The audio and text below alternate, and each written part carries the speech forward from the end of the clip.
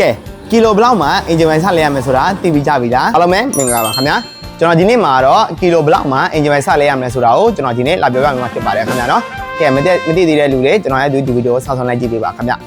ကျွန်တော် Honda မှာအင်ဂျင်ပကံ3နဲ့သို့မဟုတ်ကီလို3000အထိပေးရပါတယ်ခင်ဗျာနော်ပကံစာအုပ်ကိုကျွန်တော်တို့စာမျက်နှာ16ဆက်ခွန်လာမေးပါကျွန်တော်ဒီမှာပေါ့နော်သူရေးပြထားပါတယ်ခင်ဗျာကီလိုကျွန်တော်တို့ကီလို1000ပါဆိုရင်တခါလဲရမှာဖြစ်ပါတယ်ပြီးလို့ရှိရင်ကျွန်တော်ယူချက်တစ်ခါဆိုလို့ရှိရင်6000တတိယခါဆိုရင်12000ကျွန်တော်ဒီမှာအကုန်လုံးရေးပြပေးထားပါတယ်ပေါ့နော်ကျွန်တော်ဒီပုံစံတိုင်းလဲလို့ရပါတယ်ခင်ဗျာနော်တကယ်လို့ engine wire သုံးတဲ့ခါကြလို့ရှိရင်ကျွန်တော်တို့ကိုကဘန် engine wire သုံးနေလဲဆိုတာပုံမှာမူတည်ပါတယ်ခင်ဗျာနော်ဥပမာကျွန်တော် engine wire ရိုးရိုးသုံးလို့ရှိရင်ကျွန်တော်တို့1500 2000ဆိုလို့ရှိရင်ကျွန်တော်လဲတင်ပါပြီခင်ဗျာနော်တကယ်လို့ကျွန်တော်ဆန်ခော့အစ်စ်လဲလို့ရှိရင်ကျွန်တော်တို့ကီလို3000သို့မဟုတ်9000လောက်မှလဲလို့ရပါတယ်ခင်ဗျာနော်